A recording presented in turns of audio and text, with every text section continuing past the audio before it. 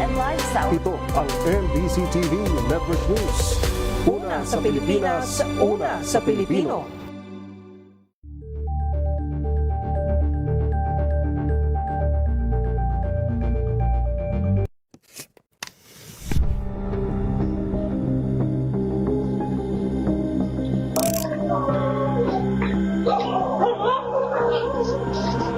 Hindi nakakaawa yung mga delivery rider o yung mga rider na ibig sabihin yan yung last resort nila na nagmamakaawa sila na kung meron pa nga nakalagay, pera na lang kunin nyo, motor na lang kunin nyo, wag lang yung buhay ko. Ayaw natin na nagte-trending.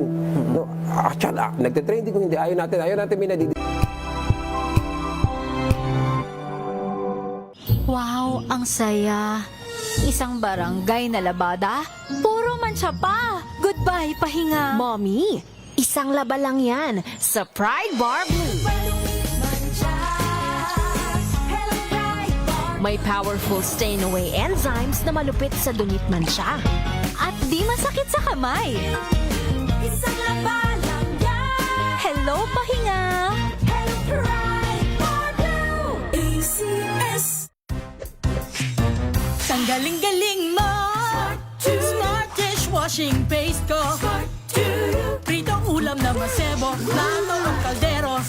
Tanggaling for everyday. Ganyan pag smart ang dishwashing paste. May double tanggaling formula. Tanggalang sebo, tanggalang bakterya. Bahit para walang bahit, linis fantastic sa metal at plastic. Number one ko to. Tanggaling-galing mo. Smart dishwashing paste. ACS. Tinesting, sinuri, siniyasan. Ang resulta? Super effective ang Shield sa pagpatay ng bakterya at virus. Shield Antibacterial Soap. Believe ang mga eksperto sa Philippine Nurses Association. At si Mami. Tiwala ako sa Shield.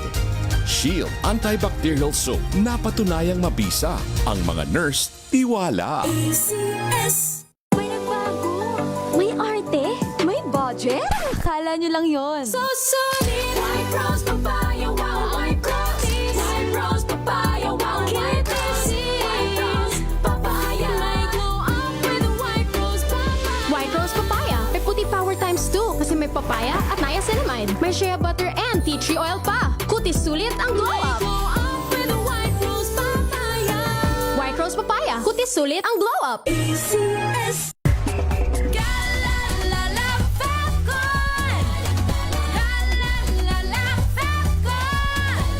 Ang bango ng sampayan. Tara na magsayawan. Calefacton, amoy nakaka-joyful.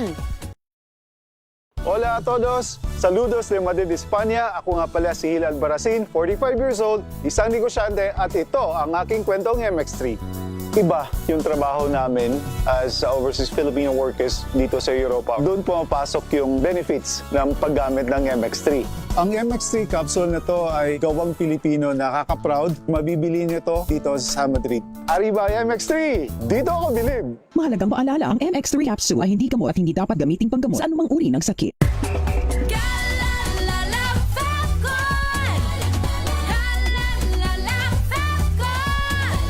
Ang bango ng sampayan. Tara na magsayawan. Calefacton, amoy nakaka-joyful.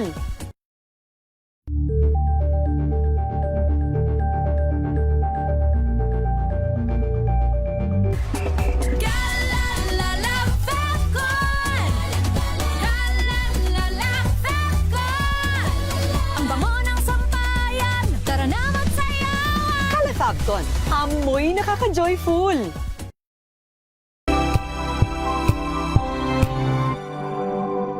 Wow, ang saya.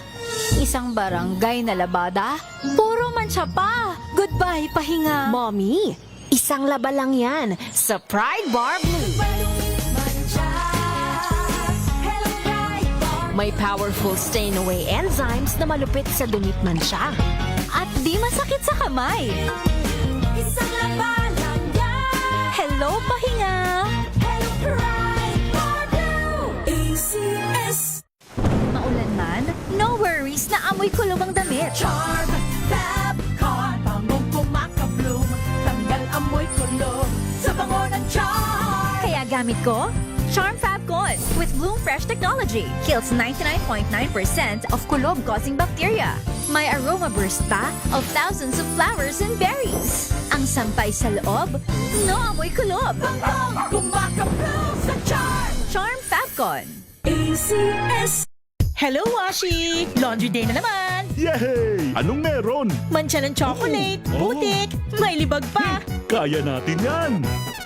With Pride Washing Machine Detergent, may triple stain-away formula. Tanggal ang makapit, madikit, at madupit na dumit mancha. Kaya easy-easy ang labada. Mula noon hanggang ngayon. All you need is pride. All you need is pride. ACS. Russia. Pero dahil nga to trending, ito ay magkakos ng shame ng pagkahiya doon sa kumpanya. Bakit mo dinidecline? Ikaw, complain kita. Pag kinomplain ka, 2 araw na suspension yung pinakamaikli nun. So meaning 2 araw na walang kakainin yung pamilya mo, yun yung ibig sabihin nun. At walang verification yun. Marami tayong issue, totoo. Pero ito ay blanket to eh. Ang daming provision nito na magbibigay sa amin ng mas maayos sa sistema ng hanap buhay. So yung ILO Convention na ito.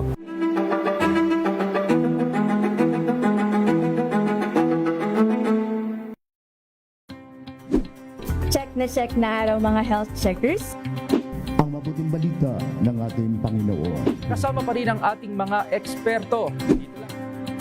Ito po ang inyong balerina ng bayan, si Lisa Makuha Elizalde. Ito po ang Radiohead.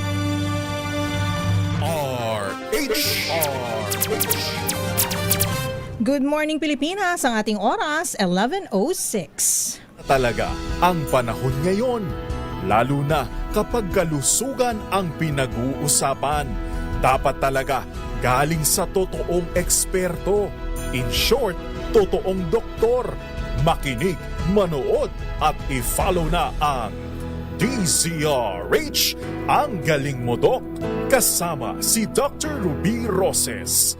Live sa DZRH Radio, DZRH TV at DZRH Online. Totoo namang maraming namamatay sa maling akala, kaya dapat sure ka sa alam mo sa DZRH, ang galing mo Dok. DZRH, ang galing mo Dok.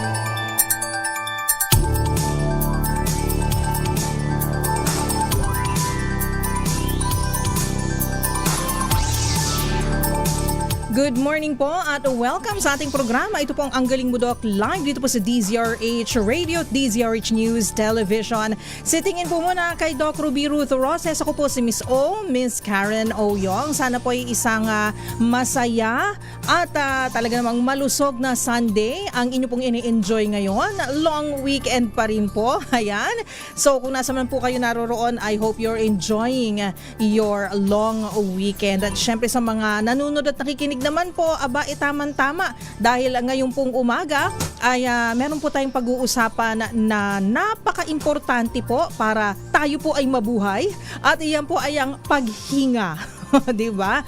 Breathing. At dahil nga po dyan ay kailangan mapanatili po na malusog at malakas po ang ating mga baga o lungs. Kaya naman po, ang topic po natin ngayon sa Ang Galing Mo Doc dito po sa DZRH Radio at DZRH News Television ay ang Chronic Obstructive Pulmonary Disease o COPD. At ito po ay in line with our celebration of National Lung Month ngayong buwan po ng Agosto.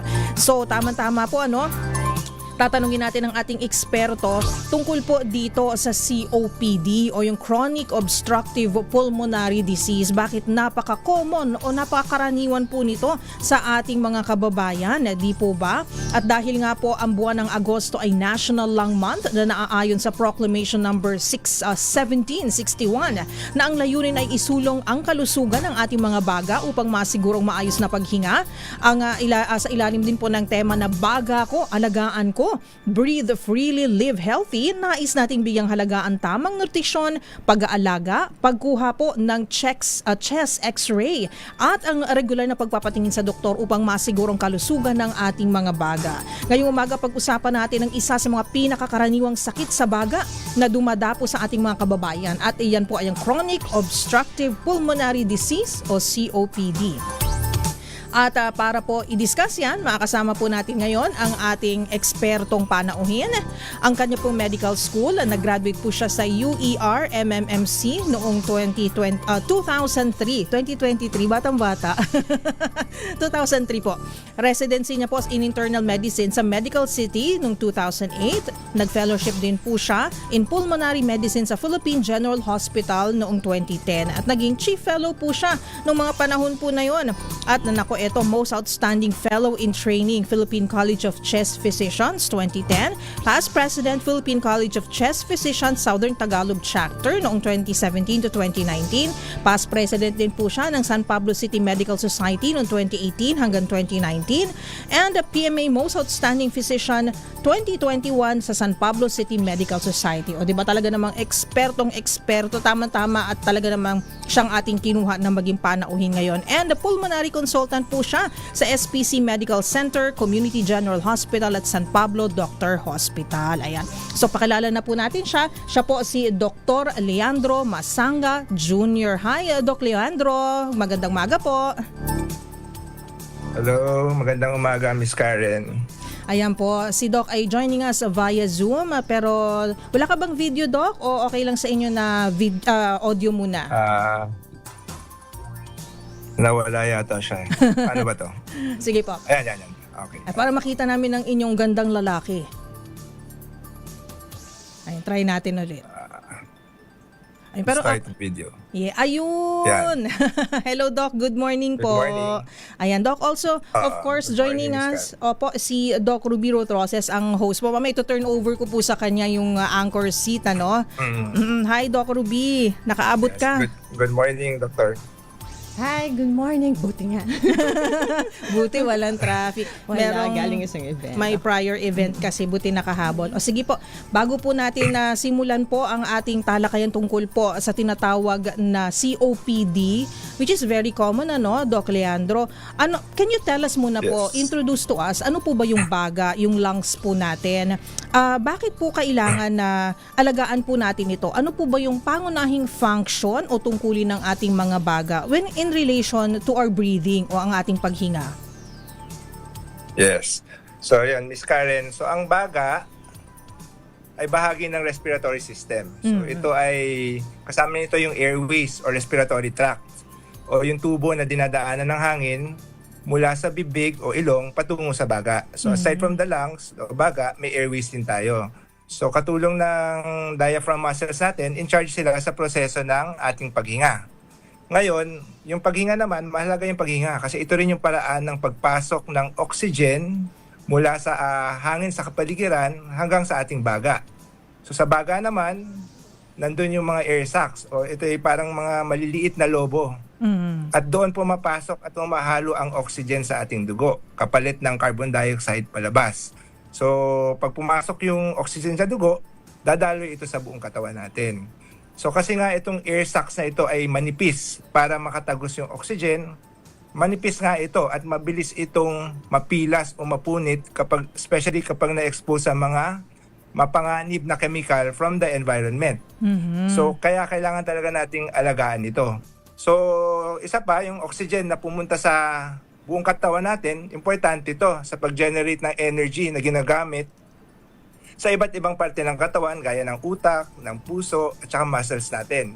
So kung may diferensya dito at hindi maayos ang delivery ng oxygen sa katawan natin, hindi gagana yung mga bahagi ng katawan natin. At kung totally wala ito, hindi tayo mabubuhay. Kaya nga napakahalagang ipagdiwang itong lung mat kasi yung lungs o baga na nire-representa ang respiratory system which involves oxygen delivery ay very importante sa buhay natin. Kaya nga tinatawag itong breath of life. At kaya ayaw nating malagutan ng hininga. So sabi nga nila, we can survive 3 weeks without food. 3 to 7 days without water. Pero ilang minuto lang na walang oxygen ay hindi tayo makaka-survive. So, very important yung lungs. Tama, Doc Leandro, Doc Ruby. And alam naman natin sa mga naririnig po natin na mga emergency cases, pag ilang minuto po na nawala ng oxygen ang ating napaka-vital organs ay nagsha-shutdown na po ito. Oo. So, habang may hininga, may buhay. Ika nga. Ayan. Doc Ruby? Ayan, oo. So, ang topic natin ngayon is COPD, right? O talagang medyo mataas ang cases ngayon ng COPD, Doc? Dumarami ba? Yes. Oo. Oo, mataas siya. So, yun nga. Actually, very important siya. So, again, totoong sakit siya. Kasi very unaware yung mga tao usually sa incidence ng COPD. Worldwide, it is the third leading cause of death. So, sa Philippines, sa mga iba-ibang data, minsan 7th or 9th leading cause of death. In 2023, natala to sa WHO na it caused 3.4 million deaths.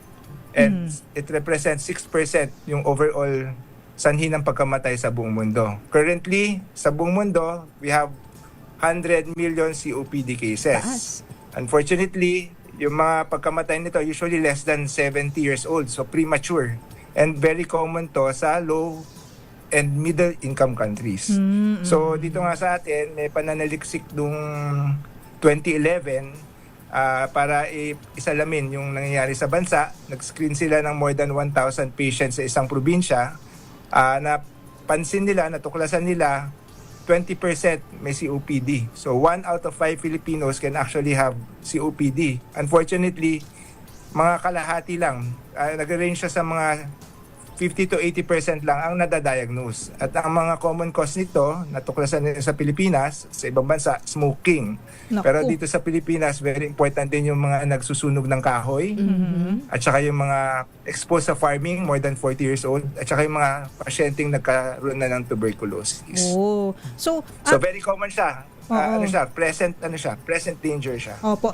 Okay, so napaka pervasive at napaka common pala nito, Doc Leandro, Doc Rubino. Pero sa mga hindi po nakakaalam, nabanggit nyo, marami po pala ang meron na po nito pero hindi nila alam na meron po sila, hindi po diagnosed. Ano nga po ba yung COPD, yung chronic obstructive pulmonary disease? And what is the difference of COPD sa mga ibang common na mga lung or respiratory diseases, Doc Leandro? Yun. So, translate natin yung COPD. So, chronic, meaning pangmatagalan. And then obstructive, syempre, bumabara. So, sinasabi sa patient yun, pangmatagalan, bumabara, pulmonary. So, sa lungs nga siya, connected sa lungs, disease, sakit. So, isa itong pangmatagalan at patuloy na lumalala sa pamamaga ng daanan ng hangin na magre-resulta sa hirap ng paghinga.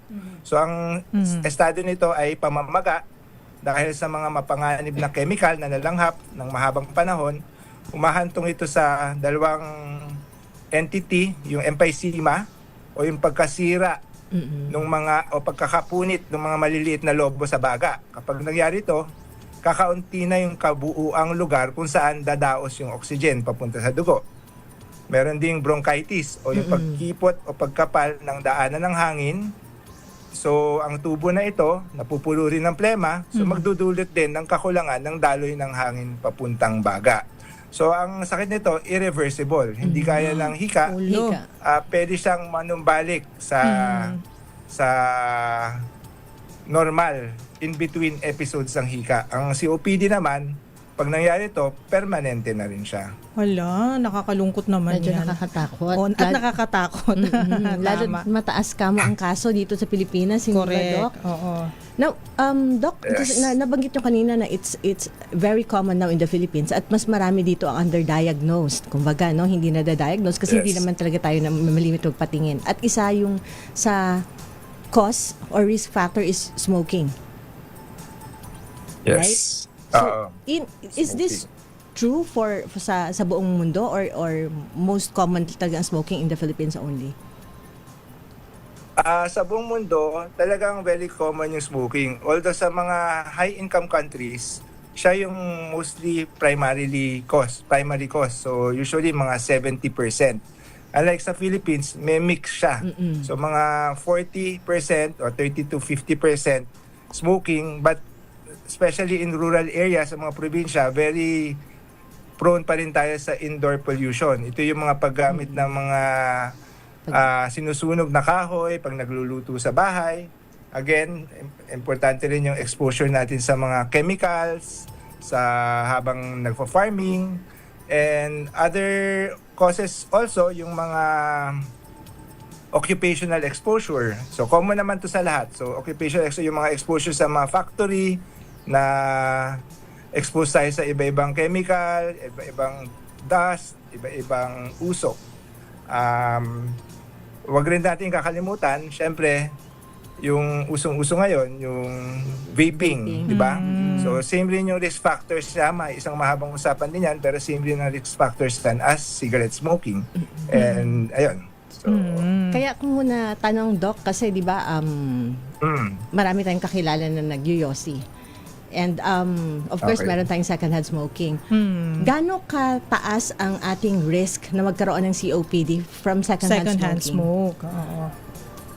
actually, ano na rin yan, sasabihin ko rin ngayon, sa hindi lang naman yung tao na nanagarilyo ang COPD.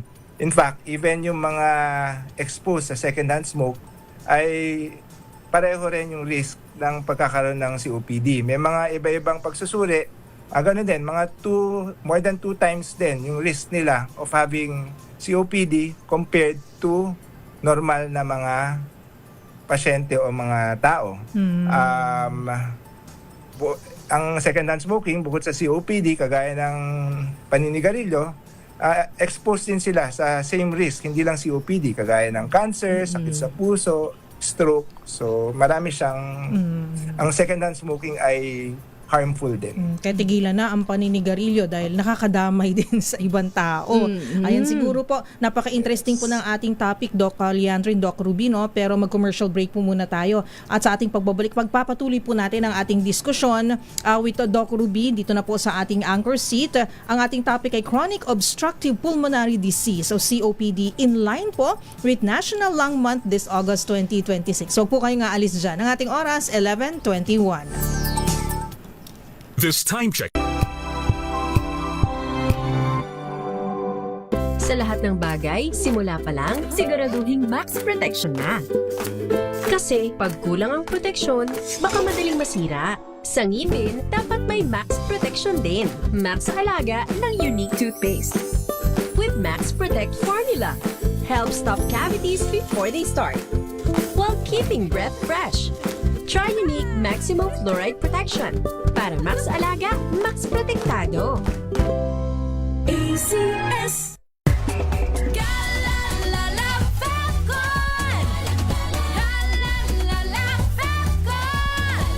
Ang bango ng sampayan, tara na magsayawan. Calafabcon, amoy nakaka-joyful! Sa puso ng kalikasan, natatangi ang prutas ng mangosteen. Ito ay nagtataglay ng antioxidant compounds na alpha, beta at gamma mangosteen. Ang MX3 capsule ay isang food supplement na gawa sa natural na mangosteen. Ito ay tested and proven to help avoid knee joint pain discomfort para iwas-iwas sa sakit with long-term supplementation 2 capsules daily. MX3 capsule, tunay, natural at original. Mahalagang paalala, ang MX3 capsule ay hindi gamot at hindi dapat gamiting panggamot sa anumang uri ng sakit.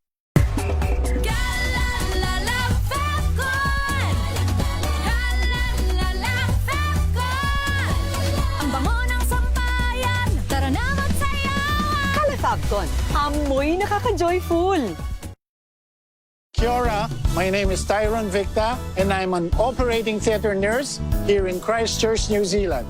The main thing that really moves me day by day is to be able to impact lives. Of course, it's the hand of the Lord. He uses MX3 to be able to do those things.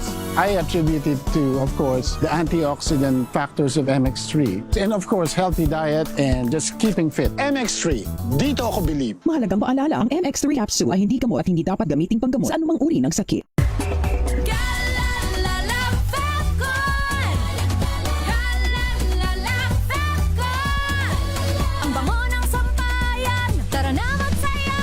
Calafabcon, amoy nakaka-joyful!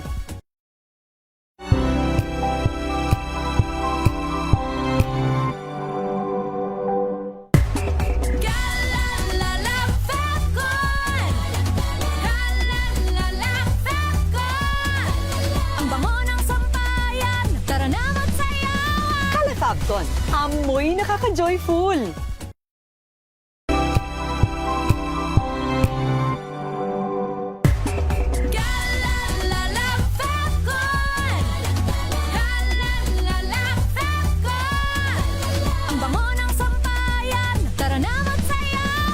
Fabton, amoy nakaka-joyful.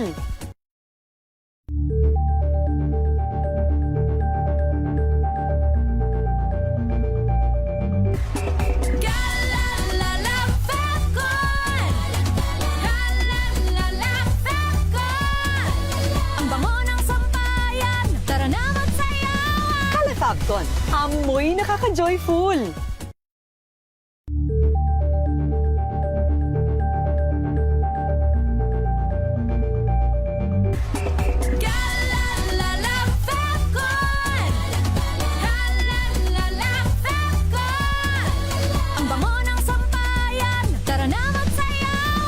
Fabton, amoy nakaka-joyful.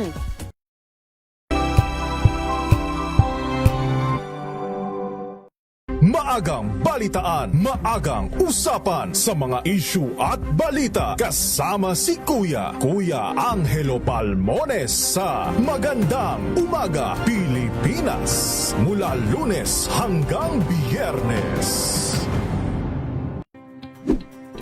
Check na araw mga health checkers. Pilipinas, Metro and Mega Manila, it's a midweek Wednesday. Malusog na gabi po, Luzon, Visayas, Mindanao. Magandang evening, Luzon. H-Radio, DZRH TV at DZRH Online. Ang galing mo, Dok.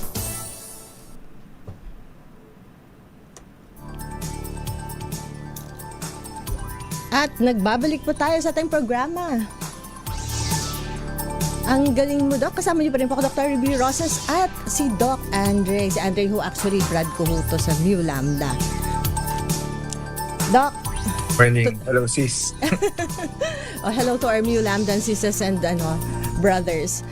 Anyway, bago yun, congratulations to Joji Loren pala for a successful J. Loren edition doon sa Maarte Fair. Okay. Now, Doc, siyempre napag-usapan kanina yung mga risk factors like smoking and other like charcoal at yung mga pagsusunog and environmental pollutants. Now, meron bang edad naman na specific para or mas at risk na magkaroon ng COPD o walang pinipiling edad ito? Ayun, sige. So, tungkol sa edad nga, siyempre dahil yung sakit na ito ay acquired o nade-develop, especially through prolonged o matagal na pagkakabilad sa harmful chemicals like cigarette, smoke, pollution, or other chemicals, usually lumalabas ito kapag umiidad na. So, kadalasan nga na isasama sa criteria yung pag-screen sa edad ay 40 and above. Ngunit may mga bata pa din na nakakaranas ng sakit na ito. So, in terms of age talaga, mas mataas yung rate na nagkaka-COPD yung 70 and above compared to 40 and above. Kasi kapag umiidad, naturally yung lung function natin bumababa talaga. At mas matindi ito kapag ikaw ay naninigarilyo, lalo na kung naninigarilyo pa at may COPD. Pero hindi ibig sabihin kapag bata ka, hindi ka na at risk na magka-COPD. Kasi yung bisyo mo na sinimulan mo kapag bata ka pa, sisingilin ka nito kapag tumanda ka na. So sa mga sanggol naman, syempre, yung mga bata na na-expose nung mga harmful na usok nung bata pa sila, posibleng magkaroon sila ng mahinang baga na magdudulot din ng COPD pagtanda. So in terms of edad, wala rin talagang pinipiling edad yung risk mo sa smoke at sisingilin ka nito pag tumanda ka na. So it's yung length ng kumbaga length ng exposure doon sa mga sa smoking and other pollutants na posibleng mag-cause nitong COPD. Now, Doc, paano naman natin malalaman kung may COPD na ang isang tao? Ano yung mga sintomas na hindi siguro dapat baliwalain? So yun. So usually pag nag-screen tayo ng COPD, tinatanong natin kung meron silang ubo na hindi gumagaling, chronic cough. Hindi naman usually ang dahilan ba't pumunta sila sa mga espesyalista. Bukod doon, yung mga hinahapo, hirap huminga. So mabilis hingalin. And then isa pa yung easy fatigability. So again, mabilis mapagod. So mga karagdagang simptomas na dinadaing nila, parang masikip po yung dibdib namin o parang kapos sa paghinga. Ngayon, hindi naman lahat ng COPD ganun kaagad yung simptomas. Minsan, yung mga first initial stages yan, hindi pa talaga mark yung hirap ng paghinga eh. Mapapansin lang nila, bakit parang mas mabilis ako mapagod kumpara sa kasama ko, kaedad ko. Tapos pagka medyo mas mahabang lakaran o medyo ang lakad ay papanik, napansin nila na parang mas mabilis silang mapagod. So, yun yung mga senyales. Okay, Doc, nabanggit nyo yung ubo, no? So, maraming tao, of course, na may ubo at plema, minsan mga taon. Kailan ho natin malalaman na ito ay nagiging abnormal? Siyempre, may iba-iba tayong criteria kung acute yung ubo o matagal na nga. So, kaya dito sa COPD, prolonged. So, matagal na ubo. Ngayon, pagka tumagal na yung ubo natin, halimbawa, more than 2 weeks, more than 1 month, siyempre, kailangan pumunta na tayo sa doktor para ma-assess ito. Mag-rule out tayo ng ibang sakit bukod sa COPD. Baka may infection o ibang sakit. Wag naman sana dahil nanigarilyo, may bukol pala. So, usually, kailangan natin ng x-ray, di ba? Pero, ang importanteng eksaminasyon para siguradong ma-diagnose natin ang COPD na usually underutilized o hindi nagagamit ay yung spirometry. So, yun yung magko-confirm ng pagkulang ng daloy sa ating hinga. Isang equipment to na nakakabit sa bibig natin, may mouthpiece, nakakonect sa mga sensor and computer, and then imo-monitor nito yung bilis ng daloy ng hinga natin at saka yung laki ng kaya nating ibuga. So, sinasabi ko nga sa pasyente, i-measure natin kung may ibubuga pa sila. Yun. So, it's more on spirometry, very important. Doc. Yes. So, i-measure niya yung function, kapasidad, no, ng ating baga na mag-function. Yes. Okay. Now, Doc, nabanggit yung spirometry. It is also the same, of course, na function test na ginagamit for people with asthma. Yes. Ginagamit din siya for people with asthma. May different, criteria. Pero basically, it measures yung degree ng obstruction ng ating paghinga. Okay. Now, ano ho yung mga usually nakikita sa spirometry pag ang isang pasyente may COPD? So usually, minimeasure natin yung ratio. So siguro one step lang muna. Minimeasure natin yung ratio, yung lakas, yung volume ng hinga niya sa unang segundo. Tapos kinukumpara yon sa kapasidad ng hinga niya, yung kabuuang kapasidad ng kayang ibuga ng baga. So medyo technical siya, pero kaya importante Doktor ay pumunta sila sa kanilang paboritong espesyalista. Ayan. Doc, yung x-ray ba may tulong din ba yon para makita kung meron talagang COPD ang isang pasyente? Personally, more on pang rule out ng ibang sakit. At saka kung talagang mark yung emphysema, may makikita ka rin doong mga pahiwatig na may emphysema yung pasyente. So, inflated yung baga, hyperinflated yung baga, tapos at the same time, makikita mo rin yung extent ng lung damage. Pero for diagnosis, importante yung spirometry. Gusto ko lang i-emphasize yung spirometry. No? So, kumbaga, kung tayo may mga simptomas nararamdaman tulad na nabanggit ni Doc, kailangan tayo magpatingin sa espesyalista para malaman kung itong sakit natin ay totoo talagang COPD. Kailangan tayo mag-undergo nitong spirometry test. May katanungan dito si Merlinda Abulencia. Doc, mas accurate ba ang paggamit ng stethoscope o oscillating kaysa x-ray para malaman kung merong pneumonia? Okay, pneumonia palang tinanong naman niya. So, stethoscope versus x-ray. Siyempre, sa clinic, ginagamit natin yung x-ray, yung stethoscope para mapakinggan natin kung may mga tunog sa baga. Pero siyempre, ang requirement din para ma-confirm yung presence ng pneumonia is yung chest x-ray. Ayan. So, okay. Importante pa rin ang x-ray. X-ray. Para to differentiate, no, Doc? Okay. May katanungan din dito. Ang hika ho ba ay sakit din sa COPD according to Renato C?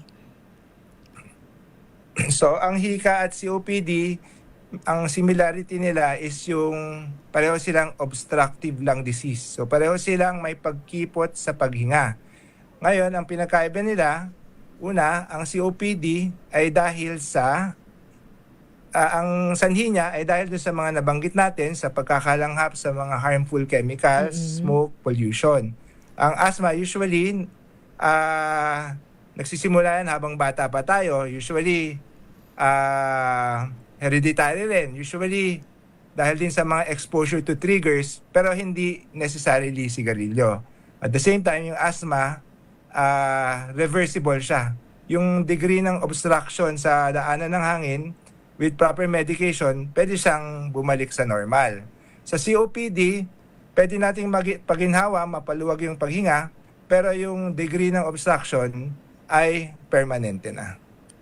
Ayun. So pareho, may similarity rin sila sa mga gamot ng mga pampaluwag ng hinga, kaya usually napagkakamalan sila. Pero ang pinaka-importante dyan is yung history.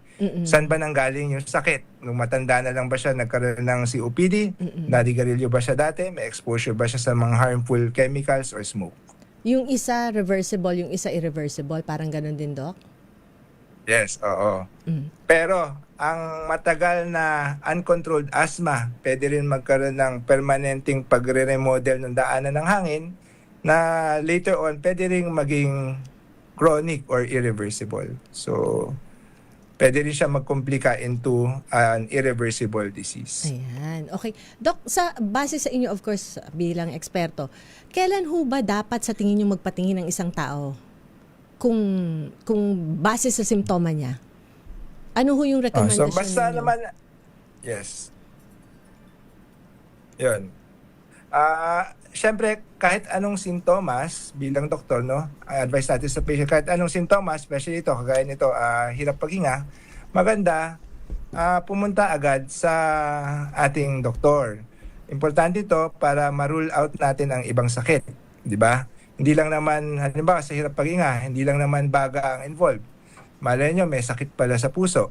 Pagdating naman sa baga, hindi lang naman COPD ang sakit. Pwede nga ang asthma, depende sa storya ng mga sakit niya. Pwede rin, sana wag naman maging cancer kung naninigarilyo o baka simpleng infection. So, kailangan din pumunta agad sa doktor sa lalong madaling panahon para ma-diagnose at ma-assess na mabuti. Gaya ng sinabi ko, importante sa COPD diagnosis yung spirometry. Kailangan din pumunta sa doktor as soon as possible kasi ini-emphasize natin yung early intervention. So, mas maagang mabigyan ng tamang gamot, mas malaki benepisyo sa pang-araw-araw na buhay. So, tamang gamot, tamang rehabilitasyon, at maagang pagtigil ng paninigarilyo. So, ang pagtigil ng paninigarilyo, isa yan sa pinaka-proven na intervention na makakapagpapigil ng pag-progress ng sakit na COPD. Ayun. So, emphasize ko, smoking cessation, importante. So kung meron din ho kayong mga, of course, kasama sa bahay or mga palagi nakakasama kahit hindi sa bahay na nag-yoyosi o naninigarilyo, medyo iwas-iwasan rin natin kasi nga itong second-hand smoke is ganun din ho ang epekto sa ating pangangatawan.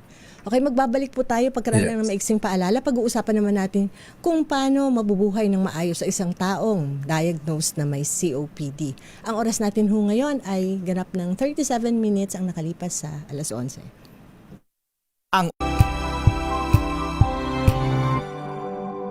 Tambalang Anthony Taberna at Jerry Baha ang gigising sa inyong umaga dahil lalatay ang humahagupit na diskusyon at komentaryo Lunes hanggang Biyernes sa 2x2. Kayong salamat sa inyong pagpaminaw, pagtanaw sa Alamin ang mga maiinit na isyung pambayan, mga balitang kailangan mong malaman, usapin sa pamahalaan, politika, ekonomiya at kabuhayan. Ito ang mga dapat mong malaman, pakialaman at pag-uusapan dahil kayo ang tinig ng mamamayan dito sa Damdaming Bayan. Live sa DZRH Radio, DZRH TV at DZRH Digital. Kasama sinalakay Deo Macalma Bunga at Elaine Apit. Araw-araw, Lunes hanggang Biyernes. Damdaming Bayan.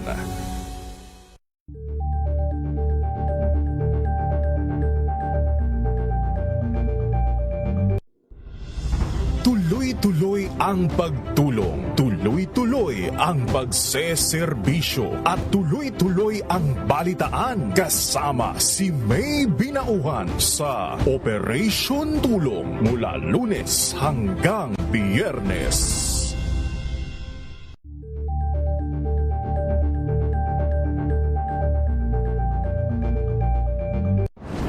Kung good vibes ang hanap mo, dito ka na sa Sigurado! Mula sa mga istoryang nagbibigay ng inspirasyon hanggang sa mga kwentong may dalang solusyon.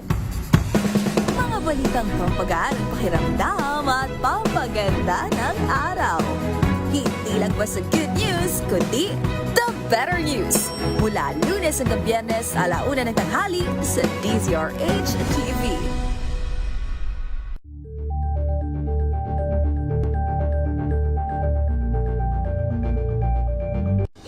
Ng naitalang 17 individual na ang kanilang naaresto. Ang Metro Manila Development Authority o MMDA ang No Contact Apprehension Policy o NCAP sa Metro Manila. Sa ang ilang mga dokumento ay peke. Hindi rin legal ang employment na ipinangako sa kanila. Sa mata ng batas, mananagot ang sangkot at may sala. Dahil sa bawat paglabag, may karampatang parusa. Alamin ang mga pananagutan sa likod ng mga bawal. Dito sa Hoy! Bawal yan, tuwing Sabado, 11:30 ng umaga. Dito lang sa DZRH TV.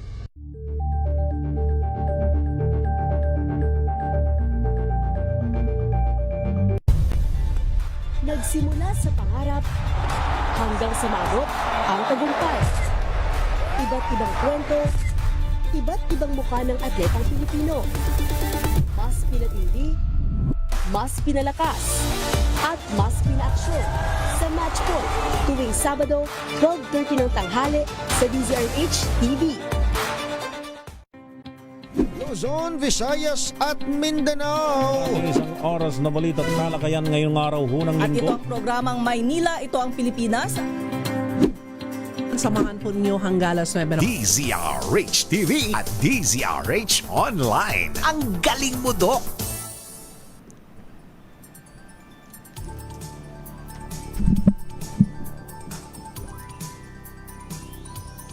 At nagbabalik po tayo sa ating programa, Ang Galing Mo, Doc, para po sa question of the day. Sagutin na ho ng tama o mali, walang pinipiling edad ang Chronic Obstructive Pulmonary Disease or COPD. Ipadala lang ho ang inyong sagot sa ating comment section, i-like at i-share at pipili tayo again ng 5 winners na mag-uuwi ng tig 500 pesos in GCash. Again, for the question of the day, tama o mali, walang pinipiling edad ang Chronic Obstructive Pulmonary Disease or COPD. Ipadala ang inyong sagot sa ating comment section, i-like at i-share at pipili tayo ng 5 winners na mag-uuwi ng tig 500 pesos again in GCash. Okay, paalala lang ho, make sure ho na bukas ho ang ating messenger para naman ho na nare-reach kayo ng tama ng ating mga, of course, ng News Center team kasi minsan hindi ho tayo nakakausap kaya hindi ho natin nakukuha ang ating mga premyo. Okay. Now, Doc Andre, nabanggit niyo ho kanina yung, of course, on how to diagnose a COPD. For treatment naman, may lunas pa po ba ang COPD? So, dahil nga nabanggit ko na ang COPD ay isang permanenteng condition o chronic, kailangan i-emphasize lang natin sa mga pasyente yung ating goals of treatment. Siyempre, nandyan na yan. Gaya rin niya ng ibang sakit, kagaya ng diabetes, hypertension. Pagka na-diagnose ka na ng sakit na yun, more or less, chronic na siya, pangmatagalan na. Pero ang lunas na hinahanap natin, ang goal of treatment natin is yung mabawasan yung sintomas, ma-improve yung physical activity, mapanumbalik as much as possible yung physical activity ng mga pasyente, ma-improve yung kalidad ng kanilang buhay at mabawasan yung exacerbation o yung biglaang paglala ng sakit na nagiging sanhi ng pagka-ospital at hopefully in the long run mabawasan yung mortality. Kaya kung nung sabi natin kanina, mataas yung mortality rate. So, yun yung goal natin. Hindi yung totally mawala siya. Yes. Ang goal natin is ma-improve yung quality ng buhay. Kaya natin ine-emphasize to kasi importante na ang gamutan natin ay maintenance. Ibig sabihin, pag nasimulan na natin, tuloy-tuloy na siya. Ayun. So, para rin siyang hypertension o diabetes, meron ng maintenance na medications. Yes, oo. Okay. Dito sa, of course, pag pinag-uusapan medication sa mga tao, iisip ko, mahal ba to? Anong klaseng mga medications to? Anong mga usually nire-recommenda pag isang tao merong COPD, Doc? So, since ang sakit natin ay daanan ng hangin o sa baga, so mas natural siguro na ang gamitin natin ay inhaler therapy. So, mga inhaled medications. Pag sinabing inhale, yung mga hinihigop. So, yun yung mga usually inhaler, yung mga ini-spray sa bibig. Yan, kagaya yung nasa larawan. So, ang action nito, mas direkta sa ating baga, mas mabilis, at saka mas less yung side effects niya. Itong mga inhaler na to, ang goal nito ay ipabawas yung pamamaga ng baga at paluwagin yung daanan ng hangin. Meron ding mga ibang interventions, may mga oral medications na binibigay, depende sa sintomas ng pasyente. Pero ang pinaka-importante dyan ay yung inhaled medications. Pero ang paggamutan ng COPD ay hindi lang tumitigil sa mga pharmacologic na gamot, yung mga gamot na nabibili sa butika. Importante rin sa paggamutan nila yung advice natin na itigil ang paninigarilyo. Alangan naman na nag-i-inhaler na tayo, nagagamot na tayo, naninigarilyo pa rin tayo. Sunod, ina-emphasize natin yung rehabilitation. Yung rehabilitation, tina-target niya yung mga ibang sanhi ng pagkabawas ng kalidad ng buhay ng pasyente. Sa usual rehabilitation, i-address niya yung awareness, di ba? Education on the disease. Ina-address din niya yung nutrition counseling, tamang pagkain ng pasyente. Ina-emphasize din natin yung tamang bakunahan, tamang attitude tungkol sa disease. And of course, yung isang importante, yung exercise prescription. So, paano natin mapapanumbalik yung pagka-decondition. So, yung pagkahina ng mga muscles ng katawan dahil sa COPD. So, yun. Ayun. No, ang isang problema, minsan, Doc, di ba, pag yung mga tao naka-maintenance, pag medyo gumagaan ang pakiramdam, humihinto talaga sa gamutan. Ano kaya magiging epekto nito? Kasi siguro kailangan ma-emphasize natin to kasi kahit hypertension man yan or diabetes, marami nga, di ba, nagsa-self-medicate o kung may maintenance nga, tinitigil. So, kapag gumaan ang pakiramdam ng pasyente, ano ho ang dapat masabi ninyo or ma-recommenda ninyo para ho maintindihan nila na dapat tuloy-tuloy ang maintenance medications? So yun na nga. Siyempre, natural, ang goal ng ating mga inhaler ay lumuwag yung paghinga at gaganda talaga yung pakiramdam ng mga pasyente. At kadalasan din, yung mga biglang bumabalik sa clinic ay yung mga, Doc, hinahapo po ulit ako. Pag natanong ko, kaya pala hinapo ulit, dahil last week lang, naubos yung gamot. So, ang punto ko, syempre, pag natigil yung gamot, lalo na talagang proven na kailangan mo yung inhaler, babalik lang sa dating sintomas yung nararamdaman mo. So, importante dyan, proper education. So, dapat, kaya tayo may mga ganitong pagpupulong, pag-uusap, para maintindihan ng mga pasyente na importante ang maintenance sa kahit anong sakit at kagaya ng COPD, importante ang inhaler para mapanumbalik hanggat maaari yung normal na kalidad ng buhay, normal na exercise, normal na physical activity, at normal na paghinga. Ayan. So, pwedeng mag-exercise ang isang taong may COPD, Doc? Yes. Of course, kung hinahapo pa, kailangan muna nating i-maximize, i-optimize yung kanilang lung function. So, with proper medications, tamang gamutan, at pag maluwag-luwag ng hinga, pwede na tayong mag-advise ng exercise. Gaya nga ng sabi ko, isa sa importanteng gamutan ng COPD ay yung rehabilitation. So may mga formal assessment for this, may mga rehabilitation center, pero hindi pa ganun kalaganap, pero may mga formal assessment kung ano yung tamang ehersisyo na kaya ng pasyenteng may COPD. Sa mga bahay natin, pwede yung magsimula sa natural na, yung normal na paglalakad lang sa paligid. So let's say mga 10 to 20 minutes a day at yung kung ano lang yung kaya. So dahan-dahan, paunti-unti, ang importante na ehersisyo at napapanumbalik yung kondisyon ng mga muscles natin sa katawan. Okay. When you talk of diet at nutrition naman, meron hubang specific na rekomendasyon para sa mga pasyenteng may COPD? So yan, isa yun sa importanteng bahagi ng rehabilitation.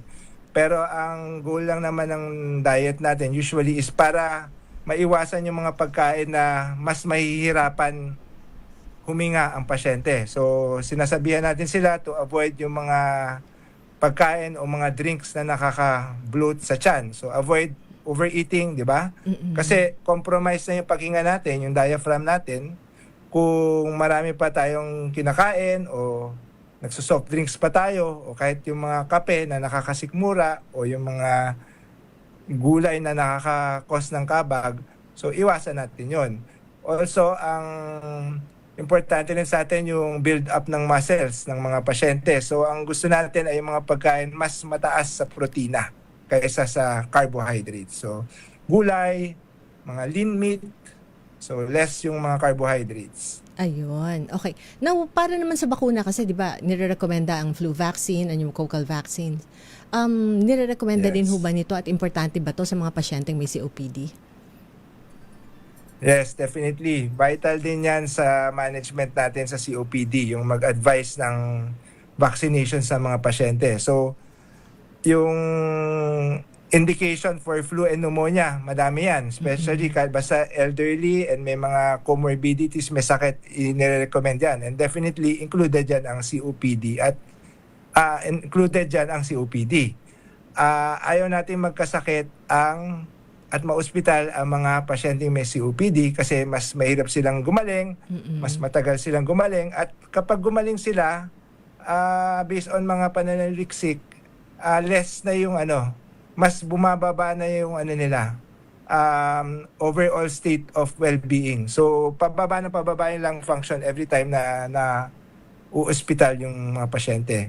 Bukod doon, hindi rin magastos din ma-ospital. Isang kumakain yan sa isang economic burden sa pamilya, pati sa healthcare natin, yung pagkaka-ospital ng mga pasyente.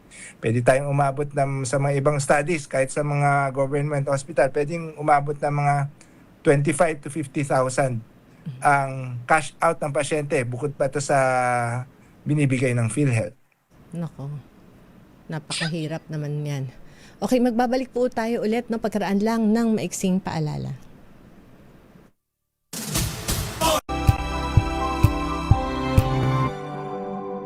Kasabay ng mga hamon at pagbabago sa paglipas ng panahon, nananatiling tapat ang DZRH sa paghahatid ng serbisyo sa publiko.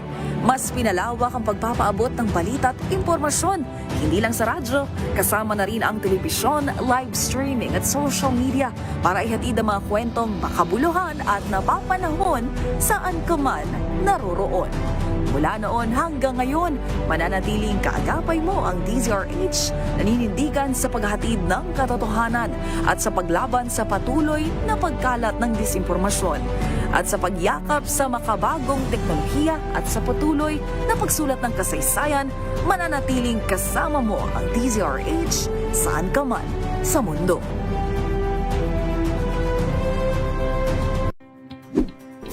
Check na araw mga health checkers. Ang mabuting balita ng ating Panginoon. Kasama pa rin ang ating mga eksperto. Ito po ang inyong balerina ng bayan, si Lisa Makuha Elizalde. Ito po ang Radyo Henyo sa DZRH. Una sa po ng isang magandang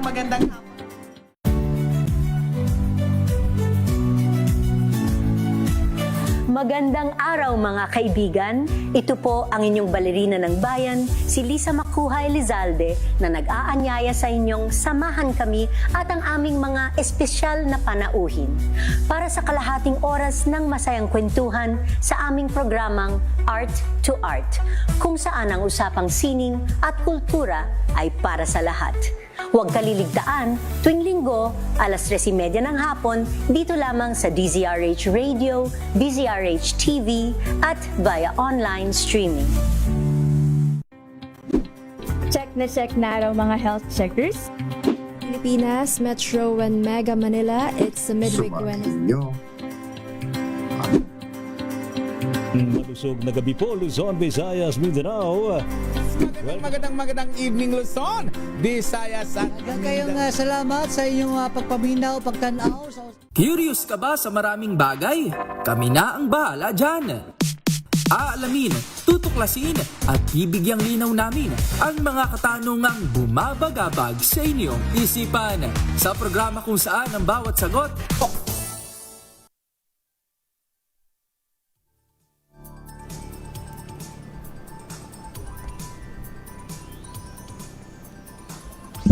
At nagbabalik po tayo sa ating programang Ang Galing Mo, Doc. Kasama niyo po ako, Dr. Ruby Roses, of course, at ang ating pong resource person na si Dr. Andre. Doc, paano naman sa mga taong may COPD na, kailan ho natin ito masasabing emergency?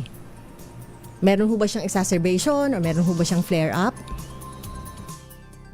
So again, yun nga, yung COPD exacerbation, yun yung isang cause na pwede tayong ma-hospital o madagdagan yung mga gamutan kahit outpatient. So pag sinabing COPD exacerbation, may sudden attacks or flare-ups nga. So composed ito ng biglaang mas matinding hapo than yung usual nila, mas matinding ubo at mas matinding dami ng plemang inilalabas. So common cause nito is yung infection or syempre sudden exposure to any harmful chemicals na nag-cause ng flare-ups. Pero kadalasan, bacterial exacerbation. So, bacterial cause of exacerbation. So, during this event, pwedeng biglang mangailangan sila ng oxygen o mas matinding pangangalaga na hospital sila. Pero may mga panahon din naman na namamanage naman to sa outpatient. So, ito yung time na nagbibigay tayo ng gamot kontra pamamaga o yung mga steroids, or nagdadagdag tayo ng antibiotics o nagdadagdag tayo ng mga inhaler para mas lumuwag yung hinga. So ito yung gusto nating iwasan, yung exacerbation, kasi every exacerbation mas bumabawas yung well-being ng pasyente. Pagdating naman ho dun sa level ho, kumbaga ng oxygenation ng isang tao, of course kung isang pasyente may COPD na, kailan ho natin masasabi na medyo emergency na? Ibase ho natin dun sa hingal niya, na makabuo ho ba siya ng isang sentence, isang paragraph? At Oo, so siyempre kung yung pasyente ay yun, di ba yung assessment natin pag sa pag nagtitingin ng pasyente, kung talaga yung pasyente ay let's say more than 30 na per minute yung hinga nila, o hindi na talaga makabuo ng pagsasalita at makikita mo yung muscle sa katawan ay talagang yung mga balikat ay angat baba na, emergency na yon. ER. Yung mga pasyente rin na may COPD, usually nire-require namin ng pulse oximeter, yung pang-check ng oxygen, dinidikit sa daliri, wala naman tusok yon. Ano lang yon, mura nang nabibili ngayon. So, titingnan natin. Ang goal natin, let's say, more than 90%. Pwede nga 88%. Pero, to be safer, lagay na natin sa 90%. Dapat lampas 90% yung oxygen saturation niya, yung level na nakikita dun sa pulse oximeter, yung dinidikit sa daliri. So, pag mababa na dun, kailangan natin ng oxygen. So, pag sa mga pasyenteng kailangan ng oxygen, pwedeng ina-advise namin sila na magkaroon sila ng oxygen sa bahay. Pwede itong tuloy-tuloy na. 24 hours o 18 to 24 hours naka-oxygen sila. Ang oxygen therapy ay isa ring importanteng intervention sa mga taong nangangailangan na ng oxygen, at proven din to na makakapagpahaba ng buhay sa mga pasyenteng may COPD na bumababa na ang oxygen. Maiiwasan nito yung pagbigay din ng puso. Kasi pag mababa oxygen natin, pati puso nahihirapan So pagka naka-oxygen support tayo, maiiwasan din nito yung pagbigay ng ating puso. Ayan. So isa rin yung importanteng intervention, yung oxygen support. ayun. Okay, mythbuster lang, no? Kasi nabanggit nyo naman itong oxygen. Kasi di ba yung iba parang sinasabi nila, addicting daw itong oxygen, just like your other medications and inhalers. Tama ho ba to o mali? So, syempre, mali. To begin with, kaya tayo nangailangan ng mga oxygen, ng inhaler, kasi nabanggit nga natin, ang sakit na COPD ay permanente at progresibo. So, mas habang tumatagal yung ating sakit na COPD, mas habang tumatanda tayo, yung kapasidad ng ating baga ay mas bumababa. At talang ito'y patuloy-tuloy habang lumalakad ang panahon to the point na may hirapan talaga tayong huminga. At sa ganung paraan, kailangan talaga natin ng oxygen. At malamang ay tuloy-tuloy na yung pangangailangan natin ng oxygen at ng inhalers upang maintenance. Pero hindi ibig sabihin nito ay dahil doon ay lalo tayong na-addict at lalo tayong naging dependente sa oxygen. Ayan. So ang punto ko lang, kailangan kasi talaga natin. Okay, maraming salamat Doc sa inyong masusing pagpaliwanag dito sa ating sakit na COPD. Now Doc, kung meron kong isang bagay na gusto nyong malaman ng bawat Pilipino tungkol sa COPD, ano ho yun? So, yun. Kung meron isang bagay na gusto nyong, of course, malaman ng bawat Pilipino tungkol sa COPD, ano kaya yun? So, yun na nga, as pulmonologist, ito'y isang sakit o karamdaman na very passionate kami.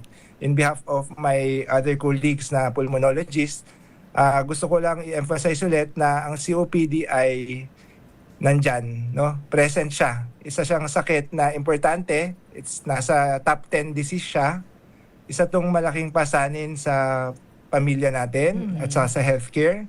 Kaya dapat, at isa rin tong acquired disease. So, ibig sabihin ay nakukuha natin dahil sa mga maling lifestyle o maling exposure. Kaya parang maiwasan ito, kailangan natin ng tamang awareness sa paligid natin, tamang gamutan, tamang rehabilitasyon para ma-improve yung quality of life. So para sa mga, dahil sigarilyo ang pinaka-importanting sanhi, para sa mga hindi pa naninigarilyo, stop the start. So itigil na ang pagsisimula, at para doon sa mga naninigarilyo, lalo na't wala pang sakit, huwag nyo nang hintayin magkasakit at tumigil ng manigarilyo. So, ang COPD rin, hindi naman kung may COPD na, wala na tayong pag-asa. Of course, habang buhay, may pag-asa. So, may tamang gamutan, may tamang rehabilitasyon para mapanumbalik natin yung ating kalidad ng pamumuhay. Ayan. Okay, maraming salamat Doc Andre. Medyo nabusan na ho tayo ng oras. Actually, marami po ka pong pwedeng ma-discuss on COPD. Lalo ikaw naman ang ating, of course, eksperto sa topic na to. Thank you so much again, and sana maimbitahan ka pa ulit namin, no? At marami pa rin po tayong pag-uusapan tungkol sa baga at mga sakit dito. At para ho sa question of the day,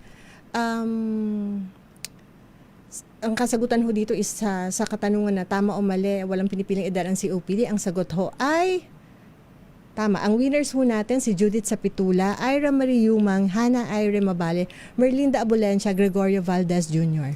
Again, ang mga nanalo ho sa ating question of the day, si Judith Sapitola, Ira Marie Yumang, Hannah Ire Mabale, Merlinda Abulencia at Gregorio Valdez Jr.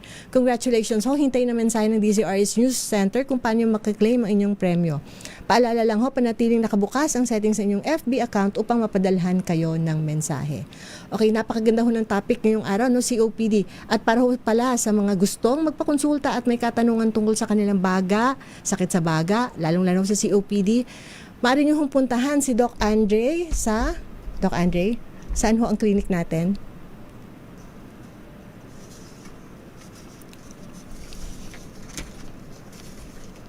Okay, hindi marinig si Doc Andre.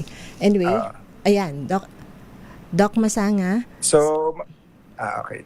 So makikita nyo ako sa San Pablo City, Laguna. So kung makakagawi kayo dito, pwede nyo akong puntahan, ipagtanong. Pero sa SPC Medical Center at saka sa Community General Hospital. Ayan. Thank you so much Thank again, you. Doc Andre. And again, happy Sunday to sa'yo. At dito po nagtatapos ang ating programang Ang Galing Mo, Doc. Naway marami ho kayong natutunan dito sa sakit ng COPD, in line of course with National Lung Month ngayong August 2026. Happy Sunday everyone. Ito po si Dr. Ruby Roses nagpapaalam. Ang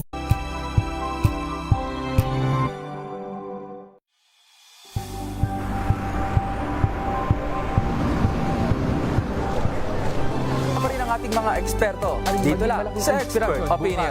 Ito ang The Better News. TNVS. Trending and isang kwento, iba't ibang anggulo. Dito sa Point. Bawat pananagutan ating tatalakayin dito sa Hoy. Bawal yan. Pilipino, dito lang sa Music. Matchable entertainment and lifestyle. Ito ang MBC TV Network News.